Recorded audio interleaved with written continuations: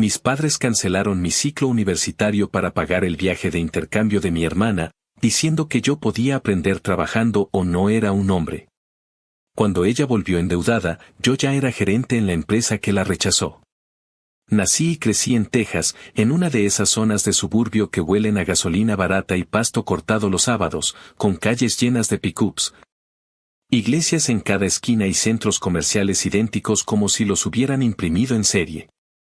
Mi familia es de esas donde las reglas se repiten más que los frijoles recalentados, mi papá el hombre de la casa, mi mamá la que sacrifica todo por la familia, y mi hermana menor, la princesa que jamás pisó el suelo con ambos pies porque siempre había alguien poniéndole alfombra. Yo, por otro lado, era el hijo que no da problemas, el que aprende a manejar el taladro antes que a hablar de sentimientos, el que no pide, el que se aguanta. Y sí, me aguanté un chingo de cosas, hasta que dejaron de pagar mi universidad para mandarla a ella de intercambio como si fuera una influencer perdida en Europa. A los 19 ya estaba inscrito en la estatal, nada fancy, pero decente. Había pasado el verano entero trabajando en un Home Depot cargando madera y respirando serrín para juntar el depósito de la residencia. Y había llenado la FAFSA con la precisión de quien no quiere que le falte ni un pinche número. Me alcanzaba para parte de la matrícula y un comedor medio culero donde la comida sabía a plástico, pero sabía que, con un trabajo de medio tiempo en el campus, podía completar lo que faltaba. Tenía a un asesor que me dijo: vas bien, solo necesitas que tus papás confirmen el aporte familiar, y en mi cabeza yo ya me veía entrando a clases con mis jeans más decentes, un cuaderno nuevo y la mochila remendada que me había acompañado en la prepa. No estaba pidiendo una vida de película, solo una oportunidad de no quedarme atascado en el mismo barrio escuchando las mismas excusas de siempre. Todo se fue a la mierda en una tarde que todavía puedo oler. Fue en la cocina, con el aire caliente pegándose a la nuca y el sonido de la lavadora dando tumbos como si fuera a reventar. Mi papá se sentó, golpeó la mesa con los nudillos y dijo: no hay dinero para tu matrícula este semestre. Así, como si me estuviera informando que se acabó la leche. Yo me quedé viendo a mi mamá buscando una explicación que no llegaba, y ella nada más arrugó los labios y dijo: no te lo tomes a mal, hijo, tu hermana tiene una oportunidad que no se repetirá. Un intercambio que le va a abrir puertas. Lo dijo con esa voz suave que usa cuando sabe que nos está metiendo un cuchillo, y yo sentí como me subió un calor al pecho que me hizo temblar las manos. Pregunté qué chingados querían decir con oportunidad que no se repetirá y mi papá, con esa calma que le sale cuando se cree sabio, soltó: tú puedes aprender trabajando, al final, los hombres se hacen en la chinga, no en las aulas. Y ahí me quebré. No lloré, porque el orgullo me agarró del cuello, pero por dentro estaba gritando: ¿qué puta madre de justicia es esta? Me tocó ir al Bursar Office de la universidad a pedir una extensión que no me dieron. La señora me miró con cara de no es mi problema y me soltó un lo siento, la fecha límite ya pasó, como si estuviera devolviéndome un paquete mal enviado. Salí al estacionamiento, me senté en el coche que se calentaba como horno y me quedé viendo el volante hasta que el sol se escondió detrás de un Walmart. Ese mismo día, mi hermana subió a Instagram una foto en el aeropuerto, con café caro y maleta nueva, y el caption pendejo de Manifesting New Beginnings. La quise felicitar, te lo juro, porque no soy un monstruo, pero me salió un coraje ácido que me raspó la lengua. Apagué el teléfono. Esa noche no dormí. Mi papá pasó por el pasillo y, sin mirar, dijo: hay que ser fuerte, y yo pensé: claro, cabrón, fuerte para aguantar tus decisiones de mierda. La primera semana después del no hay dinero fue una coreografía de silencios incómodos. Mi mamá se movía por la casa como si estuviera manejando un funeral del que no quería hacerse cargo, me preparaba café sin decir palabra. Me dejaba notas ridículas como: en la cena hay pollo, con caritas felices dibujadas que me daban ganas de romper. Mi papá, en cambio, iba al taller, volvía lleno de grasa y repetía sus mantras de la vida es dura y así aprendemos a valorar. En una de esas, mientras yo recogía los platos, dijo: me vas a agradecer algún día, los golpes hacen hombres, y yo respondí que a ti te patea la vida y te encanta, pero no me metas en tus lecciones baratas. Se hizo un silencio de plomo. No me pegó ni nada, pero la mirada fue suficiente para entender que había cruzado una línea. Esa noche busqué trabajos en Indeed hasta que se me nublaron los ojos. Conseguí un empleo en un almacén de logística en el lado feo de la autopista, de esos con techos de lámina que sudan en verano y te congelan en invierno. Turno nocturno, 12 horas, descansos medidos por reloj y un supervisor que mascaba tabaco y hablaba como si siempre estuviera al borde de un berrinche. El primer día me dieron un chaleco naranja y unas botas que me sacaron ampollas a la hora 2. A mitad de la noche, mientras cargaba cajas que olían a plástico y cartón, pensé en el salón que no iba a pisar, en la clase de historia que me intrigaba desde niño, en el laboratorio de computación que me daba una esperanza. Y me agarré del único pensamiento que no me hacía sentir basura: de aquí me voy a salir, aunque sea a mordidas.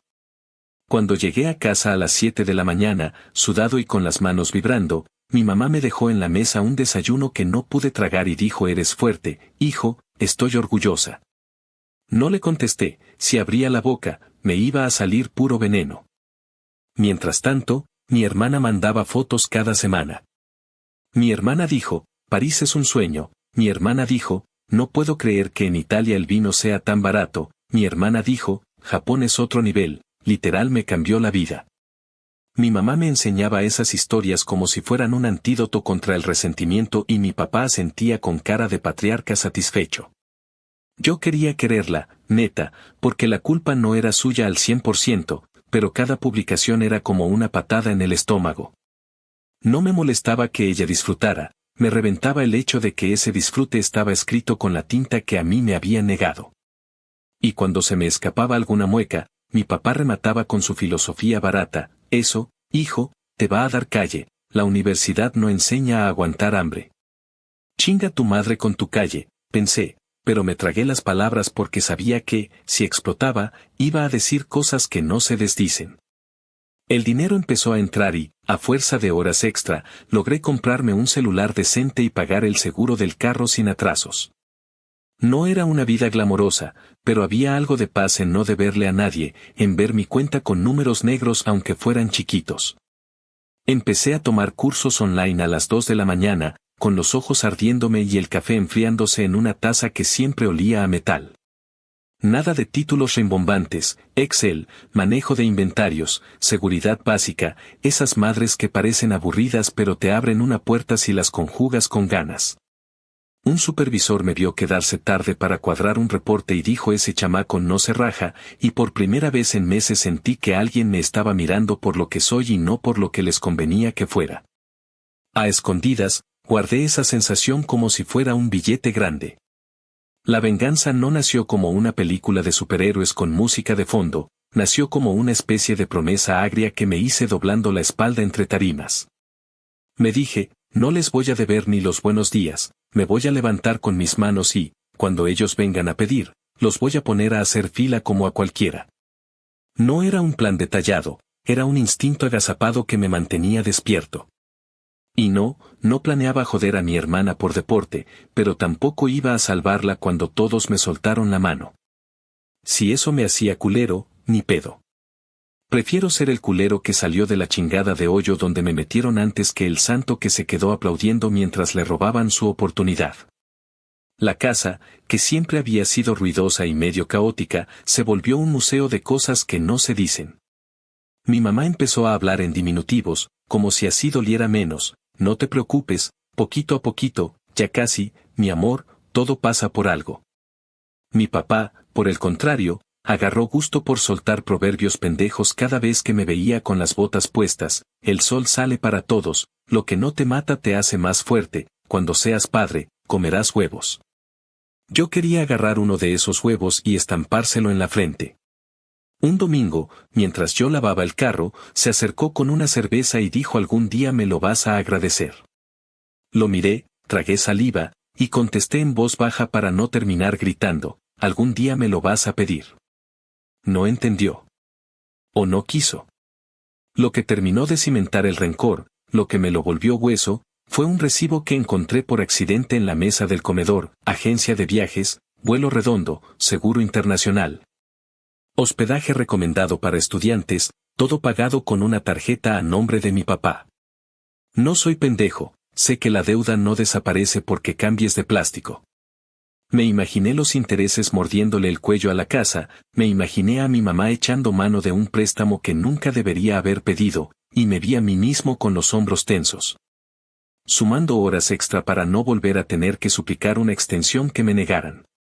Guardé el papel en el cajón para no verlo más y, en un acto de pura rabia, salí a manejar sin rumbo por la autopista hasta que el tanque pidió misericordia. En el asiento del copiloto, como si fuera un mal chiste, mi mochila con el cuaderno que compré para clases que no iba a tomar. Me reí. Me reí fuerte, como se ríe uno cuando se rompe algo adentro y ya no hay vuelta atrás. Esa fue mi línea. Ese fue el día en que dejé de buscar su aprobación como un perro buscando migajas. Empecé a construir hacia afuera, más turnos, más cursos, menos casa. Me inventé un futuro a putazos, con la torpeza de quien nunca tuvo guía pero con la terquedad de un cabrón que se niega a quedarse tirado. Y mientras mi hermana coleccionaba sellos en el pasaporte y frases inspiracionales como estampitas, yo coleccionaba datos, pequeñas victorias invisibles. Jefes que sabían pronunciar mi nombre y compañeros que me respetaban porque no me iba hasta terminar. No era bonito, no era justo, no era romántico. Era real. Y, aunque me ardía reconocerlo, el odio fue gasolina. De la más sucia, sí, pero gasolina al fin. Cuando mi hermana volvió, endeudada, cansada y con la misma maleta que se veía tan chingona en las fotos, yo ya no era el morro de 19 al que mandaron a la chingada con una frase de calendario. Yo era otra cosa. Y ahí, justo ahí, empezó de verdad la parte sabrosa de esta historia. Pero eso viene en la primera actualización. Actualización 1. 2 años después de aquella tarde de cocina pegajosa en la que me soltaron el no hay dinero como quien avienta una servilleta usada, mi vida se medía en turnos nocturnos. Códigos de barras y el zumbido constante de las bandas transportadoras. Al principio, cada madrugada era un chingadazo al cuerpo, la espalda hecha nudo. Los pies ardiendo en las botas baratas que me compré en oferta y las manos con ese temblor leve que te deja cargar cajas húmedas de sudor y de plástico. Con el tiempo, se volvió una rutina rara, una especie de pacto con el cansancio. Aprendí que la bodega huele distinto a cada hora, a las 10 de la noche olía a cartón nuevo, a medianoche a café recalentado y a las 4 de la mañana a desesperación. El supervisor, un güey llamado Hank que mascaba tabaco como si fuera chicle, vivía con la tablet en la mano mirando nuestras métricas y soltando órdenes a medio tono, y las métricas eran la Biblia, pic rate por hora. Pallets completados, errores por lote. Nos traían cortitos, y el que se atrasaba terminaba con la mirada de perro hambriento de Hank clavada en la nuca, esa que te hace acelerar aunque sepas que te estás jodiendo las rodillas. Ahí conocí a Luis, un cabrón del Paso que parecía tener siempre un chiste a punto, a Big Mike, un grandulón de Luisiana que movía tarimas como si fueran cojines, y a Aisa, madre soltera con 2 trabajos y una paciencia que yo no entiendo de dónde sacaba. Entre los 3 me enseñaron a no dejar que la línea te coma vivo, a encontrarle ritmo a la cinta. A pisar con cuidado cuando el piso se hace jabón por el maldito aire húmedo que se queda atrapado en verano. La primera vez que me subí a una carretilla elevadora temblé más por miedo a cagarla que por el vértigo, pero el certificado de montacargas llegó después de 3 semanas de manejar como abuelita, y esa tarjetita la mida. Con mi foto toda chueca, me supo a milagro. En cuanto tuve el certificado, me empezaron a mandar a las áreas de inventario a cubrir faltas y, sin darme cuenta, me clavé con el mundo de las cuentas, las entradas y salidas. Los numeritos que nadie quiere ver porque marean. Descubrí que me gustaba encontrar errores de conteo, ubicar por qué diablos un payet aparecía en el sistema como si estuviera en el pasillo 7 cuando lo habíamos dejado claramente en el 9. O por qué cierta caja venía marcada con un código que no correspondía al lote. Empecé a quedarme un rato después del relojazo solo para cuadrar reportes en una computadora vieja de la oficina de piso, con Excel abriéndose a patadas y mi café hecho lodo. Nadie me lo pidió, pero me daban un coraje tremendo los pendientes mal hechos, y en esa cabezonería se me fue pegando un poco de oficio. Bajé tutoriales de YouTube con datos gratis del estacionamiento de un Starbucks, aprendí a usar tablas dinámicas y filtros como si fueran herramientas de taller. Y sin darme cuenta estaba armando un reporte semanal medio decente que le enseñé a Luis una noche en la que el turno venía suave. A la semana, el jefe de inventarios, un señor flaco que siempre tenía frío, me soltó que si quería ayudarle a cerrar el mes porque se le había enfermado el asistente, y ahí me aventé a la alberca sin saber nadar. No voy a decir que fue bonito, fue una madriza de ida y vuelta, con fórmulas que se me rompían y datos que no cuadraban. Pero cuando logramos entregar el cierre y el gerente de operaciones felicitó al equipo por sacar el mes limpio, me di cuenta de que el veneno que traía en el pecho podía transformarse en gasolina. Mientras yo me aprendía de memoria los atajos del teclado y borraba errores de captura como quien mata cucarachas, el mundo de mi hermana era otra película. Mis papás nos enseñaban, con esa sonrisa boba de orgullo mal enfocado, las fotos que ella mandaba por WhatsApp. Mi hermana dijo París es un sueño, cada esquina parece una postal. Mi hermana dijo no puedo creer que aquí el vino sea más barato que el agua. Mi hermana dijo Tokio me cambió la vida, la gente es tan respetuosa. Y yo masticaba ese me cambió la vida con una mezcla de envidia, rabia y un cariño torcido que no sabía dónde acomodar. No es que no quisiera que le fuera bien, pero carajo, cada selfie tenía el brillo exacto de lo que me habían arrancado de las manos. Mi papá se ponía filosófico, me palmeaba la espalda como si estuviera bautizándome y soltaba que estas cosas se dan una sola vez en la vida y hay que agarrarlas, y yo pensaba que sí, que claro. Que ojalá se las hubieran dado a quien estaba listo para pagarlas y no al de la tarjeta de crédito con intereses del demonio. Una tarde, mi mamá insinuó con voz suave que si podía mandarle un poco a tu hermana para que no ande apretada, que tú ahorita estás trabajando y ella anda sola. Me reí sin humor. Le dije que con gusto le mandaba un tutorial para que armara su presupuesto en una hoja de cálculo y que yo no iba a subsidiar caprichos con mis ampollas. Me miró herida, pero esa herida no me quebró como antes. Había empezado a construir una coraza que ya no dependía de su aprobación. La bodega me enseñó truquitos que no salen en ningún curso. Aprendí a leer a Hank por el golpe de los pasos, si venía arrastrándolos, andaba cansado y era momento de pedirle equipo extra, si venía ligero, estaba encabronado y lo mejor era tener todo cuadriculado. Aprendí a esconder una botella de agua en la esquina exacta donde la cámara no alcanzaba, a amarrar bien un payet para que no se hiciera mierda en la curva de siempre. A pedir el descanso 2 minutos antes del cambio natural del flujo para no entorpecer a nadie. Cuando llegó Osa a hacer una inspección sorpresa. Nos formaron como soldados y yo me sabía tantas reglas por puro instinto que terminé corrigiendo a un cabrón nuevo y la inspectora me guiñó el ojo con cara de este morro si le pone coco. Aisa me explicó, en una noche de inventario, cómo negociar fuera del drama, pide por escrito, ofrece una solución y no te pongas a llorar, me dijo mientras marcaba cajas con la mano como si jugara Tetris. Seguí su consejo cuando, a los 9 meses de noches pegadas como chicle, le pedí a Hank que me dejara rotar a un par de turnos de día para seguir ayudando en inventarios, se hizo el difícil, se rascó la barba. Soltó un veremos, y 3 semanas después me programó 2 turnos diurnos que me supieron a vacaciones en Cancún aunque solo dormí 4 horas entre uno y otro. El brinco de verdad apareció en el lugar más tonto, un tablón de anuncios. Al salir del área de embarques vi un papel impreso mal cortado que decía se busca asistente administrativo, operaciones, conocimiento básico de Excel y atención al detalle. Me quedé parado ahí, con el dedo sosteniendo la orilla del papel, y sentí el corazón darme un golpe seco contra las costillas. Sabía que la empresa a veces subía a gente de piso, no era común pero pasaba, y ese conocimiento básico de Excel era prácticamente un guiño.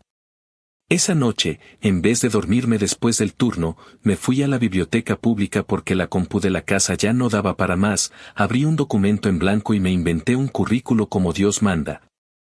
Sin mentir pero sacando brillo de donde nadie mira.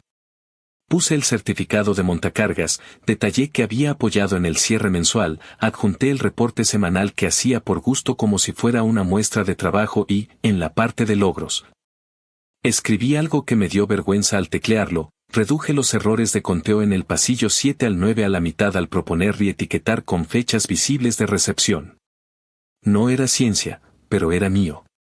Le mandé el archivo a Aisa y Luis para que me dieran su opinión.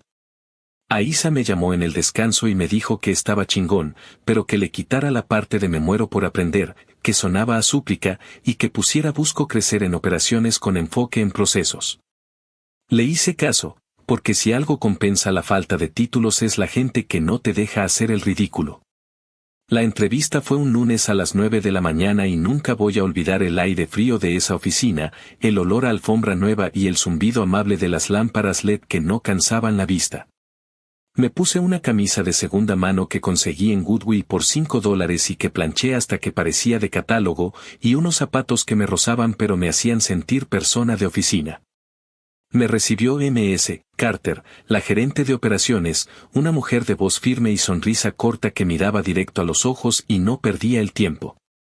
Me preguntó cómo lidio con plazos ridículos de cierre, le conté lo del mes que se enfermó el asistente y cómo le metí macros copiados de internet a un Excel maldito para automatizar un par de pasos. Me preguntó qué hago cuando cometo un error. Le conté sin maquillarlo la vez que mandé un payet al doc equivocado y cómo hice una mini autopsia del proceso para que no volviera a pasar. Me preguntó si me intimida no tener título. Y le dije la verdad, que sí, que me da inseguridad entrar a una junta donde todos traen esas credenciales postizas en el correo, pero que cuando nos sentamos con los números no hay diploma que te cuadre un note si no sabes lo que estás viendo. Abrió grande los ojos con esa respuesta y me pidió ver algún archivo que yo hubiera hecho, y le enseñé el reporte semanal, con feo diseño, sí, pero con los datos amarrados como tenían que estar. Salí de ahí con la sensación de haber boxeado 6 rounds y no saber si gané por puntos o si me habían dado una putacera elegante. Me llamaron 2 días después. Todavía estaba en el pasillo 12, acomodando cajas de detergente que apestan a promesa guanga, cuando sonó el teléfono con número desconocido y MS. Carter, con su voz limpia. Me dijo que si aceptaba la posición de asistente administrativo con horario diurno, un aumento de $2 por hora, PTO proporcional y la bendición sagrada del aire acondicionado. La neta, me quedé mudo un segundo. Dije que sí. Por supuesto que sí, y me pidió que pasara por recursos humanos a firmar papeles y a que me dieran el tour de la oficina. Cerré la llamada y me fui al baño para no llorar enfrente de Hank. Me miré en el espejo, sudado, con la frente brillando de aceite barato, y solté una risa que me salió como llanto. No era el mundo resuelto, no era la universidad que me habían quitado, pero era un puto escalón que nadie me había regalado. Contarle a mis papás fue otra cosa. Mi mamá se emocionó, me abrazó y dijo que siempre supo que yo iba a salir adelante porque el trabajo dignifica. Con esa frase que suena a estampita que te pegan en la frente cuando no quieren reconocer que te aventaron al ruedo sin casco. Mi papá frunció el ceño y preguntó si era de oficina de verdad o solo un escritorio ahí al lado de la bodega, y cuando le dije que tenía cubículo, extensión y correo con firma, soltó una risa que me cayó como agua helada y dijo que no me fuera a volver flojo por estar sentadito. Le contesté, con cuidado de no incendiar la sala, que si algo me había demostrado la bodega es que la flojera es un lujo que uno no se puede permitir y que sentarme frente a la compu no le quita peso a mi trabajo. Se encogió de hombros, se tomó la cerveza y cambió de tema al partido del domingo. Yo me fui al cuarto y me recosté mirando el techo, pensando que, aunque él no lo viera, ese correo con mi nombre era, para mí, más que un mueble, era una puerta. Los primeros días en el cubículo fueron rarísimos. Tenía las manos listas para cargar peso y lo único pesado eran los archivos que abría en la computadora.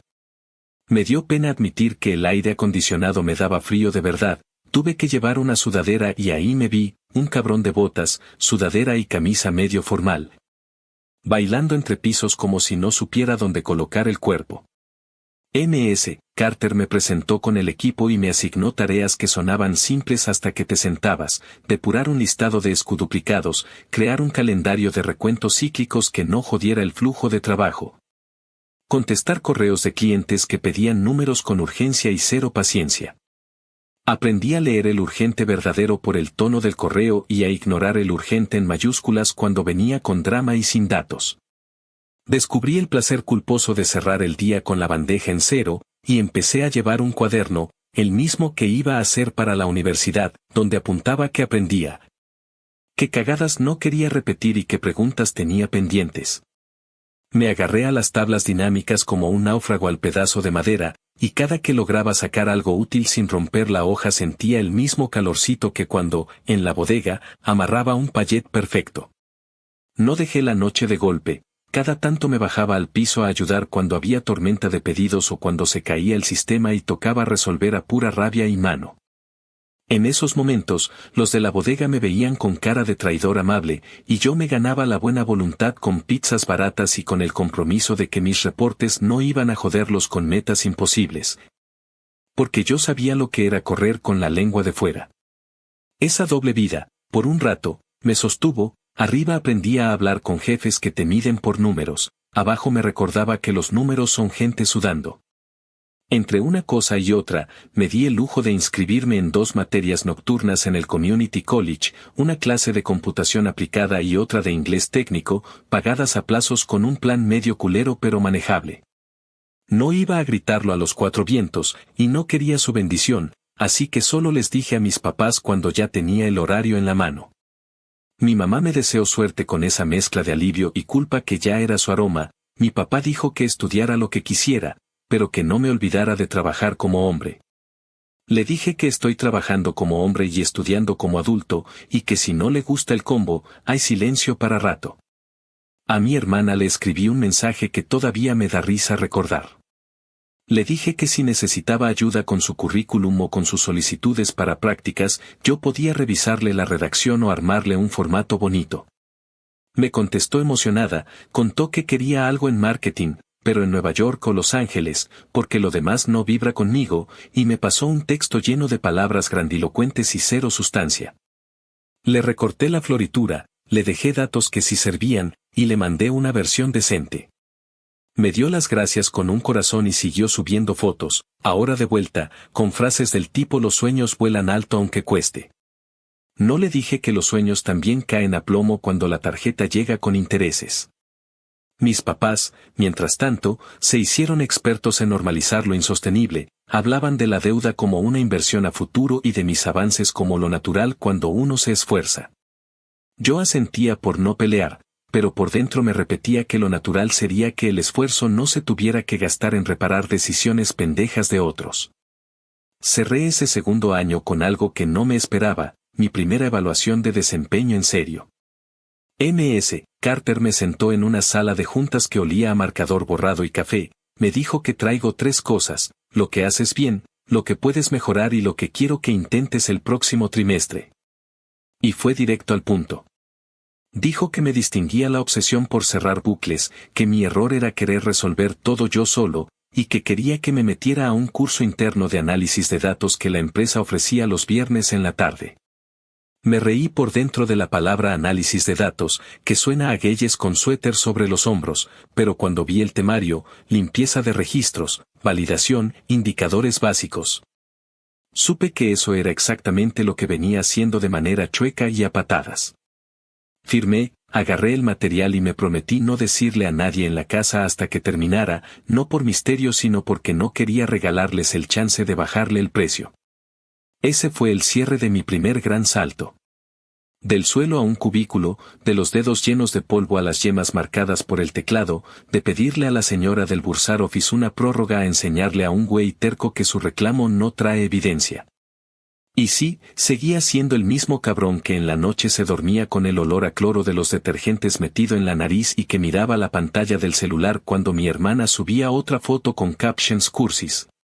Pero ya no era el morro al que podían bajarle la barra con el sermón barato de los hombres se hacen trabajando. Yo estaba trabajando, sí, pero no para llenarles el ego ni para sostener sus fantasías, estaba trabajando para levantar un puente con mis propias manos, uno de cemento y de celdas de Excel, para salirme de su jaula. Y por primera vez, cuando pensaba en venganza, no la imaginaba como una escena donde yo me pongo a gritarle sus verdades, la pensaba como algo silencioso, pesado, inevitable. Como el momento en que el elevador llega al piso y se abren las puertas y los de adentro se dan cuenta de que tú ya no necesitas que te dejen pasar. Actualización 2. 4 años después de aquella tarde en que vi a mi hermana subir la foto del aeropuerto con su maleta nueva, la dinámica en mi familia era otra, pero no necesariamente mejor. Yo tenía 23, ya no era ese chavo temblando en la línea de producción con las manos reventadas de cargar cajas, ahora era coordinador en la misma empresa, con un pequeño equipo bajo mi responsabilidad y un sueldo que, sin ser una fortuna, me permitía vivir con cierta dignidad. Había aprendido a moverme en juntas, a manejar reportes que llegaban hasta la gerencia y, sobre todo, a no doblarme ante los que querían verme como el chico que solo tuvo suerte. En esos años me quemé las pestañas en cada curso que pude pagar, desde análisis de datos hasta gestión de personal, y aunque muchos eran en línea y baratos, me daban las herramientas suficientes para pararme frente a gente con títulos colgados en la pared y hablarles de procesos como si llevara años en la universidad que me habían negado. El cambio más grande no fue solo el salario o el título en la empresa, sino la certeza de que, a pesar de todo, yo estaba construyendo algo mío, sin la ayuda ni la aprobación de nadie. Mi hermana regresó en ese tiempo y lo hizo envuelta en deudas que ni ella entendía cómo había acumulado. Llegó con la misma maleta que en las fotos parecía de revista, pero ahora el cierre estaba roto y el asa medio colgando, como si también hubiera hecho el viaje de regreso con la dignidad hecha trizas. Al principio intentó vendernos la idea de que el intercambio había sido un éxito, que había aprendido mucho y que todo era cuestión de tiempo para que aparecieran las oportunidades.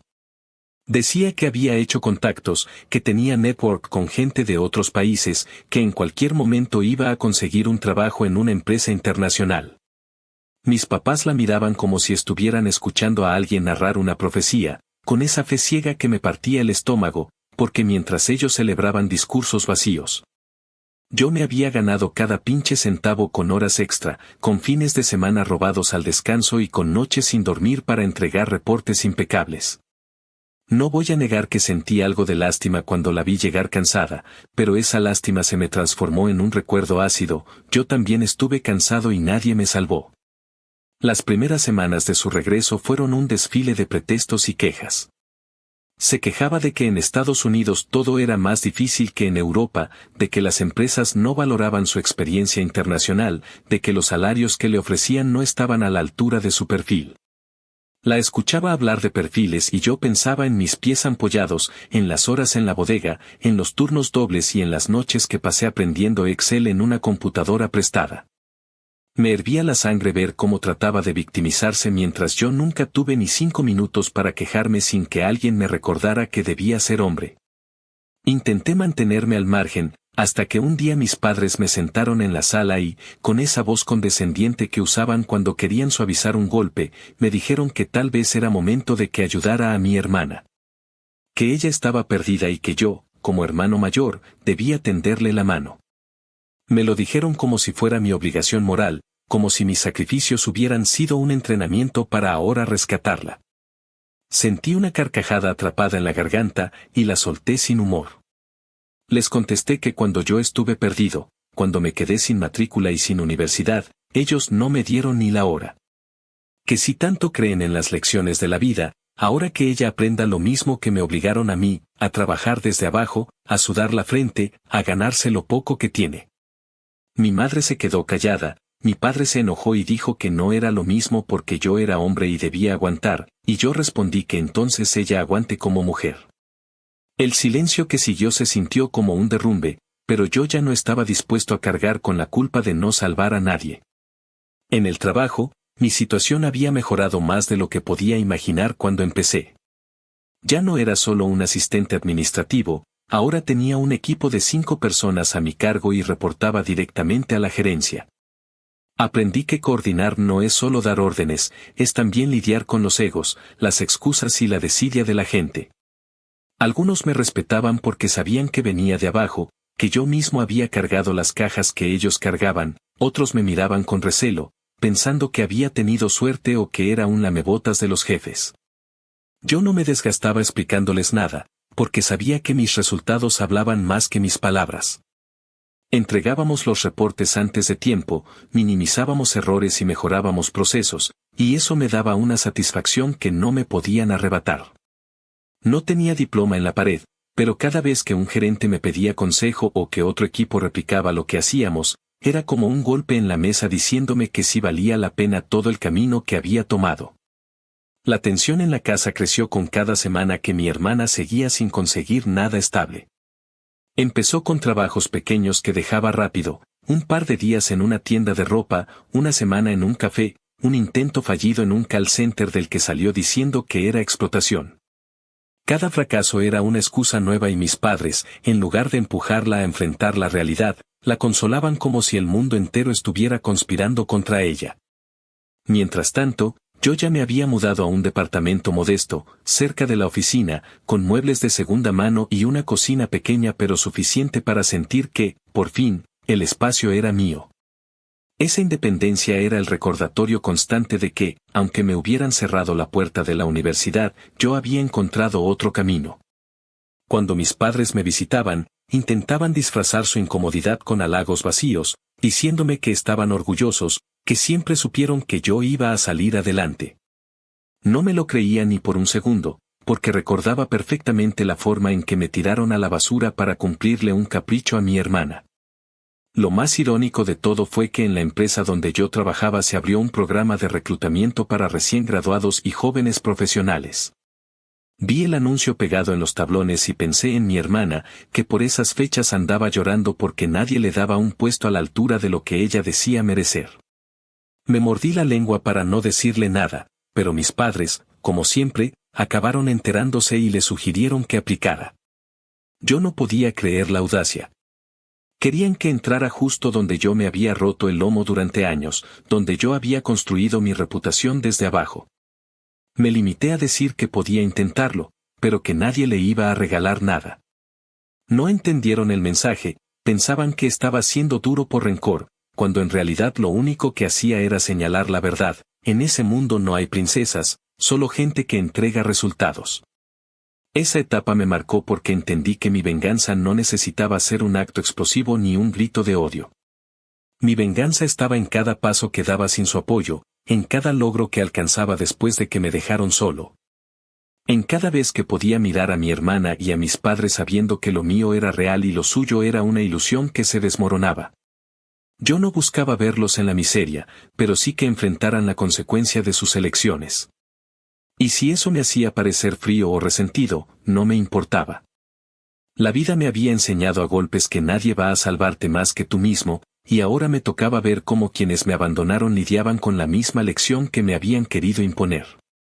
Actualización 3.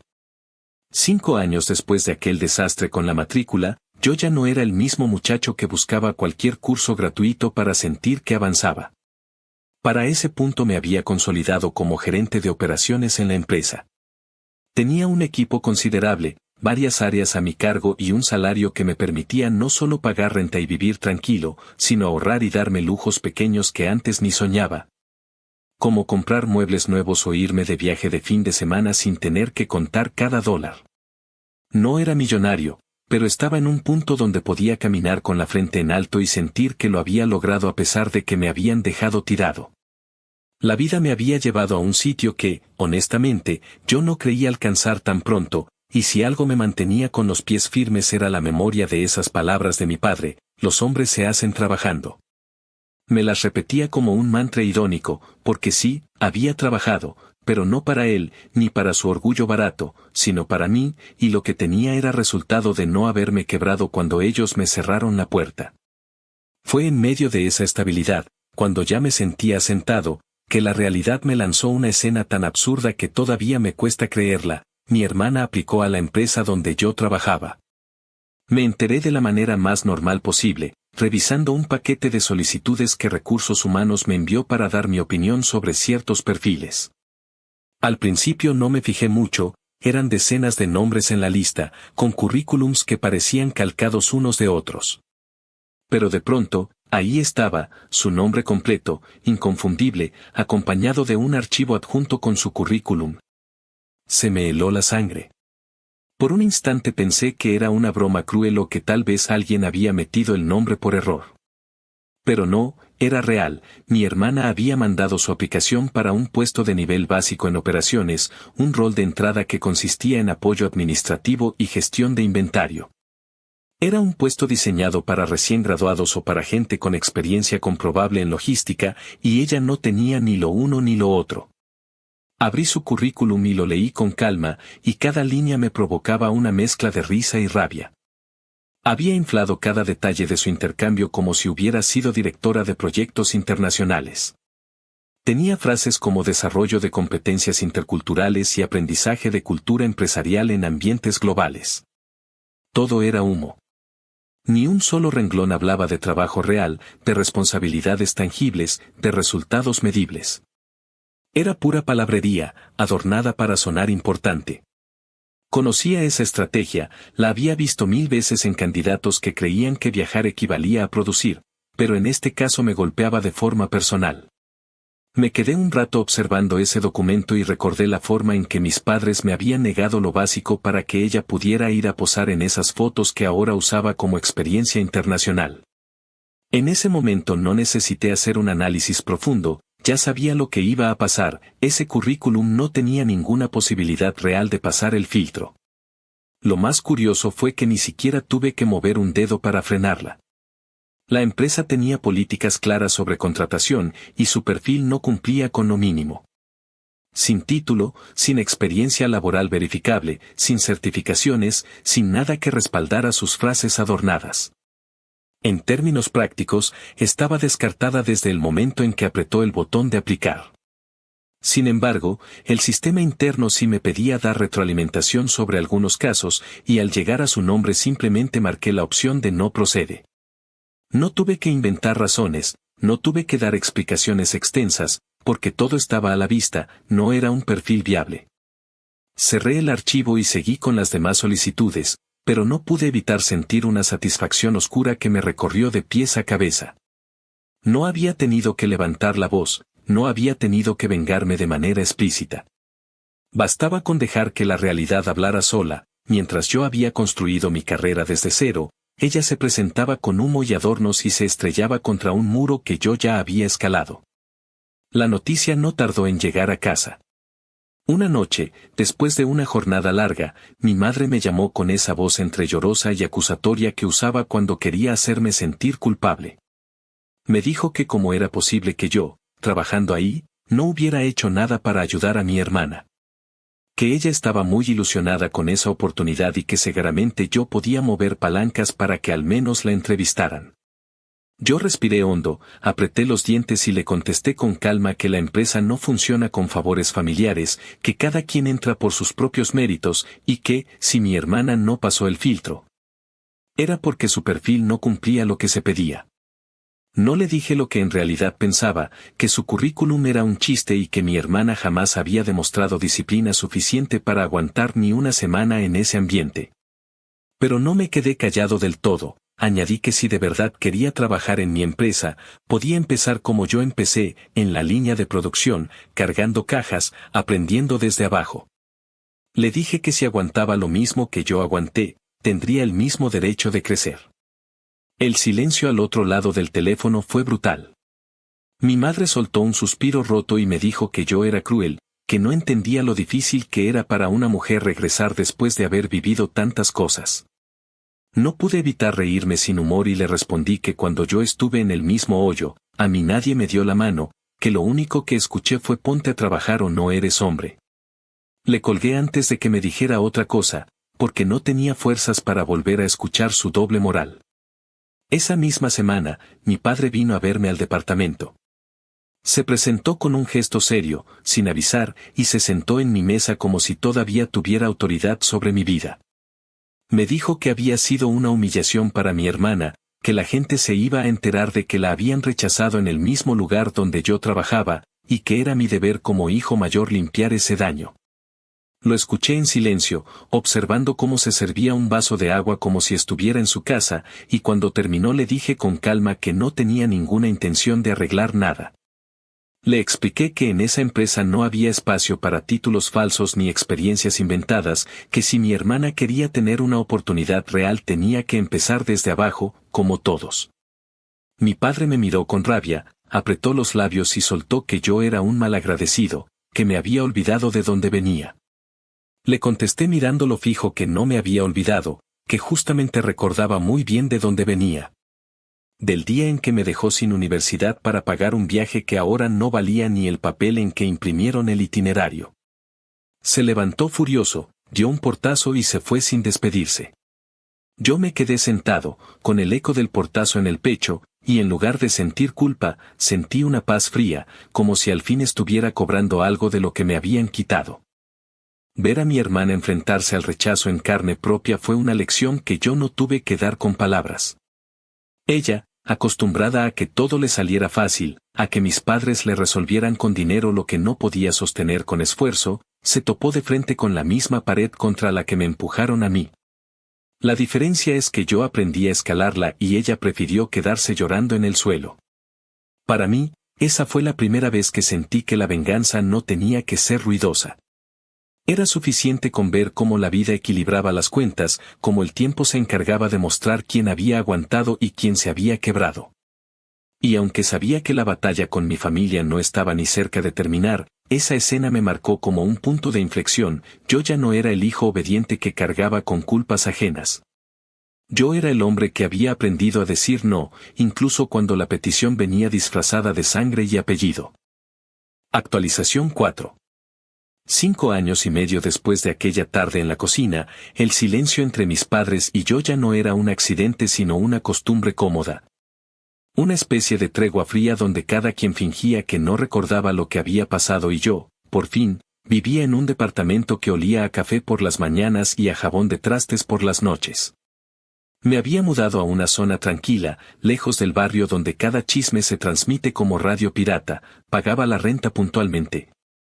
Tenía mi propio estacionamiento y un vecino que tocaba la batería solo los sábados a mediodía, cosa que terminé agradeciendo porque me marcaba la semana. Empecé a disfrutar pequeños rituales que antes no cabían en mi vida, ir al supermercado los domingos con una lista hecha a mano, cocinar un lote de comida para toda la semana. Dejar la casa ordenada para que el lunes no me mordiera desde la puerta, lavar el carro yo mismo porque me negaba a gastar en un lavado que no iba a dejarlo mejor que lo que puedo hacer con una cubeta y un trapo. Esas tonterías, que para muchos son obvias, para mí eran una bandera clavada en la tierra. Este pedazo del mundo es mío y lo conseguí sin pedir permiso. Y aunque había días en que extrañaba la calidez de tener familia cerca, la melancolía duraba lo que tardaba el temporizador de la cafetera en llenarme la cocina de ese olor que te dice estás bien. En la empresa, ya no me temblaban las manos cuando entraba a la sala de juntas, al contrario, me molestaba que el proyector tardara en prenderse o que la conexión fallara. Porque sabía que cada minuto perdido era tiempo de piso que alguien pagaba con sudor. Como gerente de operaciones, me tocaba bailar con todos, logística incoming, inventarios, embarques, atención a clientes cuando se ponían bravos y, de vez en cuando, apagar incendios que nadie veía venir. Hubo una semana clave, de esas que te ponen a prueba, una tormenta eléctrica cascó la zona, se fue la luz. Los generadores hicieron lo que pudieron y el sistema se cayó justo cuando teníamos 2 tráileres esperando para salir a tiendas. Me bajé al piso, saqué a la gente de la parálisis, repartí tareas como si estuviera dirigiendo tráfico en una autopista a punto de colapsar, mandé a uno por hielo, a otro por baterías. Pedí a mantenimiento que nos prestara radios viejos, y empezamos a trabajar en papel como si estuviéramos en 1999. No fue elegante, fue puro colmillo y terquedad, pero los camiones salieron, el cliente no multó y la gerencia nos trajo tacos al día siguiente como si eso pagara las horas extra, no pagaba, claro. Pero esa noche me gané algo más caro que un bono, la certeza de que, si todo se jodía, yo sabía mantener a flote a los míos sin gritar como loco ni prometer milagros. Esa reputación, la de resolver sin hacer circo, se me pegó a la espalda y empezó a abrirme puertas que antes ni me dejaban mirar. En ese mismo lapso, mi hermana siguió chocando contra una realidad que no iba a moldearse para ella. Entró a un call center con uniforme recién planchado y sonrisa comprada y no duró ni 2 semanas. La primera la pasó negando con la cabeza cada vez que su supervisora le decía que el script no se cambia, que el tiempo de llamada importa. Que los breaks están contados y que si vas al baño lo marcas porque los minutos son reloj y el reloj aquí manda. La segunda semana, cuando le empezaron a medir calidad de llamadas y a revisar cada pausa como si fueran pecado, tronó en grande, lloró en el baño, mandó mensajes con frases de esto no es para mí. No vibra con mi energía, y a los 14 días renunció anunciando que iba a buscar algo más creativo. Ese algo fue un desfile de ideas que daban pena ajena, intentó vender productos milagro por Instagram con códigos de descuento. Se metió a un esquema de esos donde te prometen libertad financiera si reclutas a otras 5 personas, quiso dar asesorías de adaptación cultural cobrando en dólares como si hubiera trabajado en la ONU. Y en medio de todo eso quemó a mis padres con compras a meses que no necesitaba, gimnasio boutique que pisó 3 veces y viajes de fin de semana que juraba que le iban a abrir la mente como si la mente fuera una lata oxidada. Mi mamá decía tu hermana está encontrándose con esa voz de misa que me da urticaria, y mi papá mascaba su angustia en forma de coraje mal encaminado, soltando que las empresas de hoy no valoran a la gente. Cuando lo que no valoran es a los flojos que creen que mérito es tener un pasaporte con sellos. La deuda pasó de cifra abstracta a presencia física, llamadas de números que nadie reconoce, cartas con papel delgado que llegan marcando urgente. Un señor en tono amable que ofrece consolidar todo en una sola mensualidad bajísima que en la letra chiquita equivalía a amarrarse una bola de hierro al tobillo durante 5 años. Mis padres me buscaron para pedirme que cofirmara un préstamo. La conversación fue en su sala, con la tele bajita y el ventilador moviendo el aire caliente. Mi mamá dijo si pones tu nombre, las tasas bajan y salimos todos respirando, y mi papá, con la postura sobradora de siempre, agregó que es un trámite, hijo, para la familia. Yo respiré hondo y contesté que no iba a poner mi nombre en ninguna deuda que no era mía, que no iba a hipotecar mi futuro por decisiones que yo no tomé, y que si algo había aprendido en estos años es que los bancos no perdonan. Y cuando el pago no llega no llaman al cariño, llaman al buró. Mi mamá se levantó enojada y dijo que me estaba volviendo frío, y yo le respondí, sin subir la voz, que frío fue el día que me quedé sin universidad y me mandaron a trabajar porque así se hacen los hombres. Ella cambió de tema al clima como hacen los que saben que perdieron la discusión pero no quieren cederte el punto, y yo me fui con un sabor amargo en la lengua y las manos temblando de rabia contenida. En medio de esa tirantez, decidí blindar mi vida. Saqué una tarjeta de crédito con un límite que podía pagar sin sangrar, la usé con disciplina y la pagué completa cada mes hasta que el puntaje subió como globo. Armé un fondo de emergencia de 6 meses que no toqué ni cuando me tentó cambiar de carro, empecé a aportar a mi 401k, lo suficiente para agarrar el match. Y abrí una cuenta de ahorro para salud porque me di cuenta de que un deducible te tumba más rápido que una mala semana en la bodega. No fueron decisiones heroicas, fueron pasos chiquitos que se vuelven montaña cuando sumas años, y cada vez que mis padres intentaban meterme en su espiral de ayúdanos ahora, mañana vemos. Yo les contestaba que mi mañana llevaba años construyéndose y no iba a regalarlo a la primera llamada con tono de urgencia. Me convertí en ese cabrón odioso que guarda todos los correos, que pide todo por escrito, que anota fechas y nombres, no por manía sino porque ya no confío en la memoria de nadie cuando el dinero aprieta. Hubo una escena que me marcó y que explica bien el punto donde estábamos. Era día de Acción de Gracias y, contra mi instinto, acepté ir a cenar con ellos porque mi mamá me llamó 3 veces y me dijo que había pavó, que había puré como me gusta, que la familia necesita verse. Llegué con un pie adentro y otro afuera, listo para inventar un pretexto si la cosa se ponía fea. Todo iba medio decente hasta que mi papá, con la cerveza en la mano y ese tono de juez de pueblo, soltó que a tu hermana le cerraste las puertas en tu empresa. Ya le arruinaste la reputación y ahora ni siquiera le haces una carta de recomendación. Sentí esa vieja corriente de furia subirme por la nuca y, sin dar espectáculo, le dije que una carta no inventa experiencia, que recomendar a alguien que no ha hecho el trabajo es un tiro a mi propia credibilidad. Y que si quería una carta yo podía escribir una sobre su persistencia para no cumplir horarios y su talento para renunciar cuando le piden resultados. El silencio que siguió no fue de sorpresa, fue de incomodidad.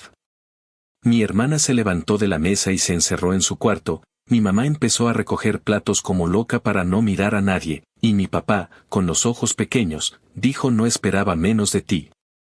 Le respondí que yo tampoco esperaba menos de él y que, si se trataba de arruinar reputaciones, la suya conmigo se cayó el día que cambió mi matrícula por una maleta.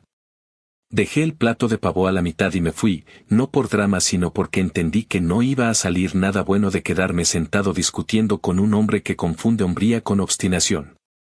En el trabajo, paradójicamente, esa dureza me volvió útil. Empecé a formalizar cosas que antes se hacían como siempre, armé un manual de entrenamiento para la gente nueva en el piso que no sonaba a Biblia corporativa sino a guía de sobrevivencia real.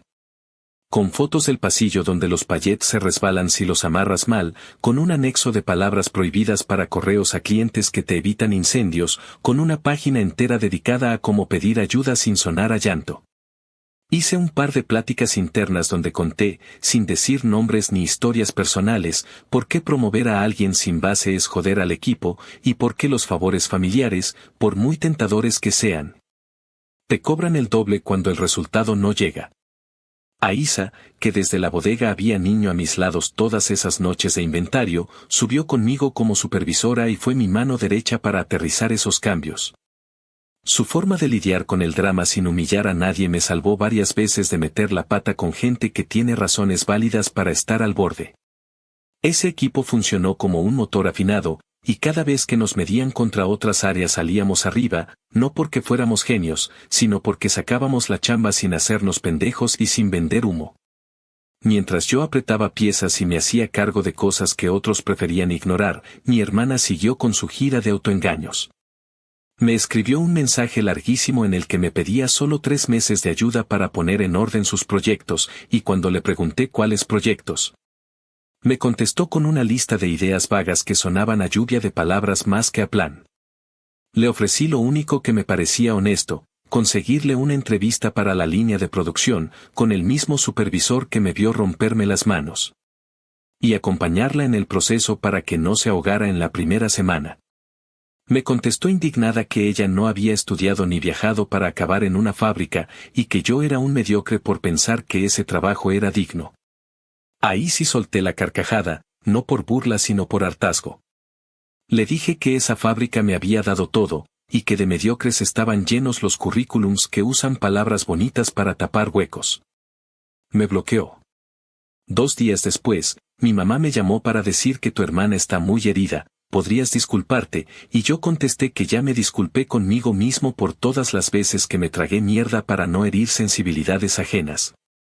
Y que ese cupo está lleno. La gota final de esa fase llegó cuando empezaron a llamarme cobradores al celular. Alguien, en algún formulario, había puesto mi número como contacto y ahora me tocaba escuchar a un señor con voz amable decirme que si podía pasarle el recado a mi hermana de que la cuenta X estaba vencida. La primera vez respondí con educación que se habían equivocado, la tercera, sentí que el hígado me hacía un nudo, pedí que quitaran mi número de sus registros y dejé claro que no autorizaba que me volvieran a llamar. Bloqueé números, instalé una aplicación que identifica llamadas basura y aprendí a colgar sin culpa. Se lo conté a mi mamá, no por atacar, sino para que entendiera las consecuencias de escribir números a lo pendejo, y ella, en vez de asumir, me dijo que yo también me volvía muy duro. Le expliqué que la dureza es saber cerrar la puerta cuando el incendio no lo provocaste tú, y que si abría ahora, lo único que iba a entrar era humo. Con el medio año corriendo y mi paciencia administrada como un recurso caro, me llegó una invitación a un programa interno para preparar líderes para posiciones más altas. No era un ascenso, era una pista clara de que me estaban midiendo para saltar de nivel si no la cagaba. Me metieron a mesas con gente de finanzas, de ventas, de TI, y tuve que aprender a traducir mi lenguaje de piso a un idioma que les hiciera sentido a los de traje. Descubrí que, cuando hablaba sin adornos y con datos que cualquiera podía verificar, me escuchaban más que a los que llenaban la sala de palabritas de moda. Me propuse no hacerme el interesante, ni presentaciones con humo, ni promesas imposibles, ni querer sonar más listo de lo que soy. Y cada que me paraba frente a esa gente que me habría achicado hace unos años, recordaba el olor a plástico caliente de la bodega, el sonido de los montacargas, la voz de Hank diciendo apúrense, y pensaba si pude con eso. Puedo con estos PowerPoints. Para entonces, la venganza ya no me sabía a fuego, me sabía a espejo. Ver a mis padres caminar en su propia trampa de excusas, ver a mi hermana estrellarse contra sus propias fantasías, me daba una calma que asustaría a cualquiera que no haya pasado por lo que yo pasé. No andaba por la vida repartiendo discursos, no posteaba frases rimbombantes, no iba a cenas familiares a cantar, se los dije. Mi venganza era llegar a casa, abrir mi refrigerador con comida pagada por mí, encender una lámpara que elegí yo, mirar mis cuentas en números negros y prepararme para la junta del día siguiente donde, sin gritos ni favores, iba a demostrar otra vez por qué me gané el lugar donde estoy.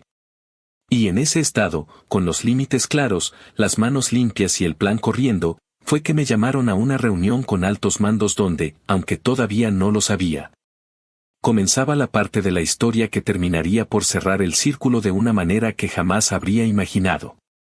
Actualización final.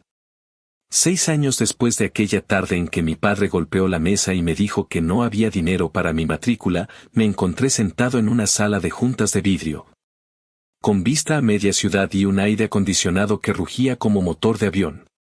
Era una de esas reuniones que no anuncian con semanas de anticipación, sino que aparecen en tu calendario con un título ambiguo como conversación de liderazgo y un par de nombres pesados en la lista de invitados. Entré con mi libreta en la mano, dispuesto a tomar notas, pensando que sería alguna revisión de procesos o un regaño disfrazado de retroalimentación, pero lo que encontré fue otra cosa. 3 directores me esperaban en la mesa, con sus laptops abiertas. Y uno de ellos comenzó diciendo que habían estado evaluando a varios gerentes para un proyecto de expansión y que mi nombre aparecía constantemente en las recomendaciones. Lo dijeron con la naturalidad de quien te ofrece un café, pero a mí me retumbó como un trueno. Escuché las condiciones, un aumento significativo, un bono de desempeño al cierre del año, y la oportunidad de participar en decisiones que yo, hasta entonces, solo había visto pasar de lejos. Respondí que sí, sin necesidad de pensarlo, porque sabía que ese momento no llegaba por casualidad, era el resultado de años de no doblarme cuando todo parecía diseñado para que lo hiciera. Firmé los papeles esa misma semana, y al salir de la oficina me senté en el estacionamiento dentro de mi carro, con las manos en el volante, y me reí solo, una risa áspera que se mezcló con un nudo en la garganta.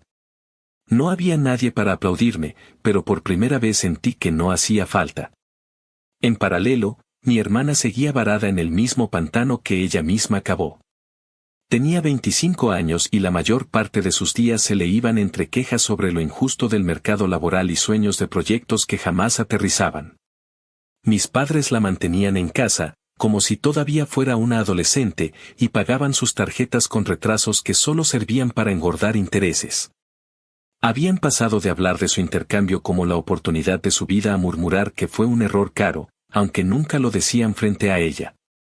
En las cenas familiares, cuando nos encontrábamos por obligación, ella seguía defendiendo que la experiencia le había dado una visión global y que lo suyo no era estar encerrada en una oficina, sino algo más creativo, más libre, más digno de su potencial. Yo escuchaba en silencio, recordando cómo me mandaron a cargar cajas con el pretexto de que los hombres aprenden en la chinga, y no podía evitar pensar que la verdadera lección se la habían ahorrado a ella. Mis padres, a esas alturas, ya no me pedían dinero de forma directa, pero sí intentaban chantajearme con frases como tu hermana necesita un empujón, tú ya estás bien establecido o ella no tiene la misma fortaleza que tú. Yo contestaba lo justo, con palabras medidas, porque entendía que cualquier explicación larga era tiempo perdido. La realidad estaba ahí, brillando entre nosotros como una lámpara incómoda, mientras yo había escalado desde abajo, mi hermana se había quedado esperando que alguien le pusiera el elevador. La llamada que recibí de mi padre poco después del ascenso fue la confirmación de que el círculo estaba cerrando. Me marcó en la noche, con esa voz forzada de quien busca sonar orgulloso pero en realidad está tragándose una mezcla de envidia y arrepentimiento.